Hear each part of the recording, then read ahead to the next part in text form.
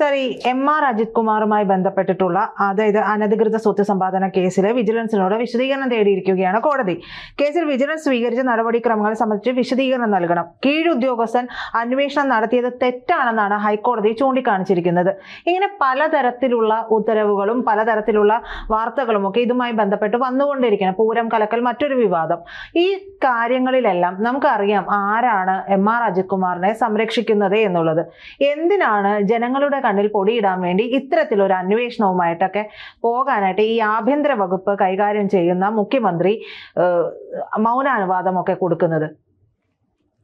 ഇത് സത്യത്തിൽ പറഞ്ഞാൽ ഇപ്പോൾ കേരളത്തിലെ രാഹുൽ മാങ്കൂട്ടത്തിൻ്റെ കേസ് 3-ാം ദിവസത്തെ അഭിപ്രായങ്ങളുമായിട്ട് താരതമ്യപ്പെടുത്തേണ്ടി വരും.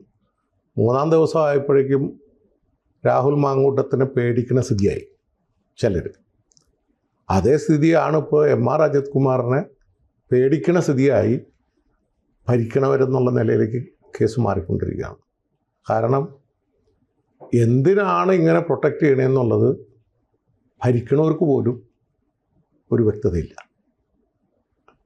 കാരണം ഒരു ഉദ്യോഗസ്ഥൻ ഇത്രയേറെ ഈ തെറ്റുകൾ ചെയ്തു എന്ന് ആരോപിക്കപ്പെടണം. അയാളുടെ പേരിൽ തെളിയിക്കപ്പെട്ടിട്ടൊന്നുമില്ല. ആരോപണ വിധേയനായ ഒരാളെ അത് കോടതി വീണ്ടും വീണ്ടും പറയുന്നു അയാളുടെ പേരിൽ ഈ വെള്ളപൂശാൻ നോക്കിയതൊന്നും ശരിയല്ല, അതിൽ കഴമ്പുണ്ട്, പരിശോധിക്കണം എന്ന് പറയുമ്പോൾ അത് പരിശോധിച്ച് അതിൻ്റെ നിജസ്ഥിതി അറിയുന്നത് വരെ എല്ലാ വിഷയത്തിലും ഇപ്പോൾ സിനിമയിൽ ഉൾപ്പെടെ അല്ലെങ്കിൽ രാഷ്ട്രീയത്തിൽ ഉൾപ്പെടെ രാഹുൽ മാങ്കൂട്ടത്തിലും അവസാനം പറഞ്ഞത് അഗ്നിശുദ്ധി വരുത്തി വരാമെന്ന്. അതാണല്ലോ ഇപ്പോഴത്തെ നമ്മുടെ ഒരു ഡയലോഗുള്ളത്, അഗ്നിശുദ്ധി വരുത്തി വരട്ടെ, അത്രയും സമയമെങ്കിലും അദ്ദേഹത്തിൻ്റെ പദവിക്ക് അനുസൃതമായിട്ടുള്ള ഏതെങ്കിലും പദവിയിൽ ഇരുന്നോട്ടെ, ആർക്കെന്താ കുഴപ്പം. പക്ഷേ ഒരു പൊതുസമൂഹത്തിൽ അനാവശ്യമായി ഒരു ഉദ്യോഗസ്ഥനെ സംരക്ഷിക്കപ്പെടുന്നു എന്നുള്ള ചർച്ച വരുന്നത് ഭരണകൂടത്തിന് നല്ലതല്ല. പലതരത്തിലുള്ള റൂമറുകളാണ് ഈ ഒരു കാര്യത്തിലൊക്കെ ഉണ്ടായി വരുന്നത്. പല കഥകളും ഒക്കെ വരുന്നുണ്ട്. പല ബന്ധങ്ങൾ, പലർക്കും വേണ്ടിയുള്ള മീഡിയേറ്റർ എന്നുള്ള രീതിയിലേക്ക് വരികയാണ്. ഇത്തരം സംസാരങ്ങൾ ജനങ്ങൾക്കിടയിലേക്ക് ഇട്ടുകൊടുക്കാതിരിക്കാൻ സാധിക്കുമല്ലോ? തീർച്ചയായിട്ടും സാധിക്കും. അതിന് വേറൊരു കാരണം കൂടിയുണ്ട്. നിങ്ങൾ ഒരു ചോദ്യം കൂടി ചോദിച്ചില്ല. ചോദിക്കേണ്ട ഒരു ചോദ്യം, കഴിഞ്ഞ 6 വർഷമായി വി ഡി സതീശൻ, അതായത് 2018 വിദേശ രാജ്യത്ത് പോയി ഫെമ നിയമവും ലംഘിച്ചുകൊണ്ട് പൈസ സമ്പാദിച്ചതിൻ്റെ തെളിവ് സഹിതം കേസ് കൊടുത്ത ഒരാളാണ് ഞാൻ. ആ കേസ് ഇപ്പോഴും വിജിലൻസ് അന്വേഷിച്ചുകൊണ്ടിരിക്കുകയാണ്. 6 വർഷമായിട്ട് വിജിലൻസ് അന്വേഷിച്ചിട്ട് ഈ സമയം വരെ അതിനകത്തൊരു തീരുമാനമില്ല. അതിൽ ഏറ്റവും വലിയ രസകരമായൊരു സംഗതി, ആ കേസ് വിജിലൻസിന് അന്വേഷിക്കാൻ അധികാരമില്ല.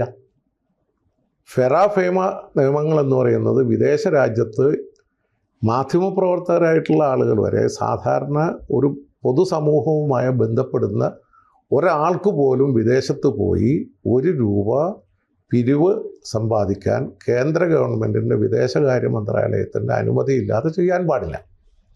ഇനി അങ്ങനെ ആണെങ്കിൽ പോലും ആ കേസ് അന്വേഷിക്കേണ്ടത് CBI പോലുള്ള കേന്ദ്ര ഏജൻസിയാണ്. കേരളത്തിലെ വിജിലൻസിന് ബർമിംഗ്ഹാമിൽ പോയി നടത്തിയ പിരിവിൻ്റെ കാര്യം അന്വേഷിക്കാൻ ഒരു അധികാരമില്ല. പക്ഷേ 2019 മുതൽ 6 വർഷമായി ഈ കേസ് സർക്കാർ പൂത്തിവെച്ചുകൊണ്ടിരിക്കുകയാണ്. അപ്പോൾ ഏതൊക്കെയോ കാര്യങ്ങൾ ഒളിച്ചു വയ്ക്കുന്നു. എന്തുകൊണ്ട് സതീശനെതിരായിട്ടുള്ള ഈ കേസ് പുറത്തേക്ക് വരുന്നില്ല? സതീശൻ പറയുന്ന കേരള ഹൈക്കോടതിയിൽ അങ്ങനെയുണ്ട്, കേരള ഹൈക്കോടതിയിൽ, ഇതെല്ലാം നുണയാണ്. ഈ കേസ് കൊടുത്തിരിക്കുന്ന ആൾ ഞാനാണല്ലോ. ആ കേസിനകത്ത് സംഭവിക്കുന്ന, ഈ കേസ് അന്വേഷിക്കേണ്ട യഥാർത്ഥത്തിൽ കേന്ദ്ര ഏജൻസിയാണ്. കേന്ദ്ര ഏജൻസി അന്വേഷിക്കണമെങ്കിൽ കേരളത്തെ സർക്കാർ അതിന് അനുമതി കൊടുക്കണം. കാരണം വി ഡി സതീശന് നിയമസഭാ സാമാജികൻ എന്നുള്ള പരിരക്ഷ ഉള്ളതുകൊണ്ട് അതിൻ്റെ അനുമതി കൊടുക്കേണ്ടത് ഇവരാണ്. അല്ലെങ്കിൽ ഇവർ കേസ് ചാർജ് ചെയ്യണം. ഇത് ചെയ്യാതെ ഒരു വിജിലൻസ് എൻക്വയറി എന്ന് പറഞ്ഞ് 6 വർഷം ഒരു കേസ് പിടിച്ചു നിർത്തുന്നു. അതേ രീതിയിൽ തന്നെ ഇപ്പോൾ ഈ വിഷയത്തിലും എം.ആർ. അജിത് കുമാറിനെതിരെ ഭരണപക്ഷത്ത് തന്നെയുള്ള പാർട്ടികൾ CPI ഉൾപ്പെടെയുള്ള ആളുകൾ ആരോപണം ഉന്നയിക്കുന്നു. ആ ആരോപണം ഉന്നയിക്കുമ്പോൾ അതിനെ സംരക്ഷിച്ച് നിർത്തേണ്ട ബാധ്യത എന്താ? അപ്പോൾ അതിനകത്ത് നമ്മൾ കാണേണ്ടത് എന്താ? എന്തോ ഞാനിപ്പോൾ പറഞ്ഞ സതീശൻ്റെ കാര്യം പറഞ്ഞ പോലെ എന്തോ ഒളിച്ചു വയ്ക്കാനുണ്ടാവണം. ഒളിച്ചു വയ്ക്കാനുള്ള കാര്യം ഉണ്ടെങ്കിലല്ലേ സംരക്ഷിക്കേണ്ട കാര്യമുള്ളൂ. അപ്പോൾ ആ ഒളിച്ചു വയ്ക്കൽ ഒന്നുകിൽ പൊതുസമൂഹത്തിനോട് പറയാൻ കഴിയാത്തതായിരിക്കും. അപ്പോൾ ഒന്നുമില്ലെങ്കിൽ ഈ ഭരണം നടത്തുന്ന ആളുകൾ ആ ആളുകളെ ഒരു ഭാഗത്ത് നിർത്തുന്നതിന് ആരും വിരോധം പറയുന്നില്ല. പ്രധാന ഈ റോളുകളിൽ നിന്ന് മാറ്റി നിർത്തിക്കൊണ്ട് ജനങ്ങളിൽ അനാവശ്യമായ ഒരു ചർച്ചയ്ക്കുള്ള അവസരം കൊടുക്കാതെ കൊണ്ടുപോകേണ്ടത് അനിവാര്യമായിട്ടുള്ള കാര്യമാണ്. അതിനകത്ത് യാതൊരു സംശയവുമില്ല. അത് തന്നെയാണല്ലോ കഴിഞ്ഞ ദിവസം ഇപ്പോൾ ഈ പറയുന്ന ഞാൻ പറഞ്ഞ രാഹുൽ മാങ്കൂട്ടത്തിൻ്റെ കാര്യത്തിൽ പറഞ്ഞപ്പോഴും എന്തുകൊണ്ട് 3-ാം ദിവസമായപ്പോഴേക്കും സസ്പെൻഷനിലേക്ക് ഒതുങ്ങി? ആരൊക്കെയോ പേടിക്കാനുണ്ട്, എന്തൊക്കെയോ പറയാനുണ്ടാവും. അപ്പോൾ ഓരോ വിഷയത്തിലും നമ്മളെടുക്കുമ്പോൾ ഞാൻ സതീശൻ്റെ വിഷയത്തിലായാലും രാഹുൽ മാങ്കൂട്ടത്തിൻ്റെ വിഷയത്തിലായാലും MR അജിത് കുമാറിൻ്റെ വിഷയത്തിലായാലും പ്രധാനപ്പെട്ട ഓരോ വിഷയങ്ങളിൽ ചില കാര്യങ്ങൾ മറച്ചു വെക്കാൻ ഉണ്ട് എന്ന് പറയുന്നത് മുഖ്യമന്ത്രിയുടെ ഭാഷയിൽ പറഞ്ഞാൽ തന്നെ മടിയിൽ കനമുള്ളവൻ പേടിക്കണം. അതാണ് ഈ വിഷയത്തിലുള്ള വസ്തുതാപരമായിട്ടുള്ള കാര്യം. എന്തോ ഉണ്ട്. ആ എന്താണെന്ന് ഒന്നുകിൽ പറയുക അല്ലെങ്കിൽ മാറ്റി നിർത്തപ്പെടുക.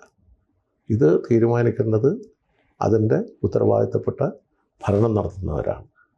അതിൽ പൊതുസമൂഹത്തിന് ഈ മുമ്പിൽ ഒരു മിസ്റ്റർ ക്ലീൻ എന്ന് പറയുന്ന അല്ലെങ്കിൽ സംശുദ്ധ രാഷ്ട്രീയത്തിൻ്റെ ഭാഗമാണെന്ന് ബോധ്യപ്പെടുത്താനുള്ള ബാധ്യത ഇപ്പോൾ ഈ വിഷയത്തിലുണ്ട്. MR അജിത് കുമാറിൻ്റെ പേരിൽ ആരും പറഞ്ഞില്ല നടപടിയെടുക്കണമെന്ന്. ഉത്തരവാദിത്തപ്പെട്ട സ്ഥാനങ്ങളിൽ നിന്നും മാറ്റി നിർത്തിക്കൊണ്ടുള്ള കോടതി പറഞ്ഞ രീതിയിലുള്ള അന്വേഷണം. പിന്നെ ഒരു മേലുദ്യോഗസ്ഥൻ്റെ അന്വേഷണം കീഴുദ്യോഗസ്ഥൻ അന്വേഷിച്ചാൽ അതിൽ എന്ത് സത്യസന്ധതയുണ്ട്? ഒരു സത്യസന്ധതയില്ല. അത് അന്വേഷിക്കേണ്ട മൂന്നാമതൊരു കക്ഷിയാണ്, അല്ലെങ്കിൽ ഉയർന്ന ഉദ്യോഗസ്ഥനായിരിക്കണം അന്വേഷിക്കുന്നത്.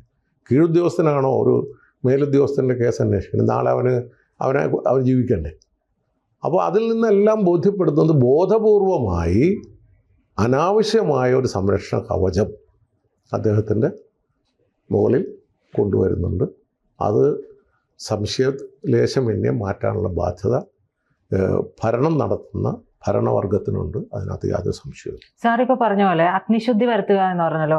ഈ അഗ്നിശുദ്ധി വരുത്തണമെന്നുണ്ടെങ്കിൽ എന്തുകൊണ്ടും ആ സ്ഥാനത്ത് നിന്ന് മാറ്റി നിർത്തപ്പെടേണ്ടതല്ലേ? അത് ചെയ്യാനുള്ള ആർജവം, അത് പറയാനുള്ള ആർജവം ഇപ്പോഴത്തെ ഭരണകൂടത്തിനില്ലല്ലോ. അത് തന്നെയാണ് ഞാൻ ആവർത്തിച്ച് പറഞ്ഞത്. ഒരു 3 ഉദാഹരണങ്ങൾ ഞാൻ ചൂണ്ടിക്കാട്ടി. 3 വിഷയത്തിൽ 2 ഭരണകൂടം ചെയ്യേണ്ടതാണ്.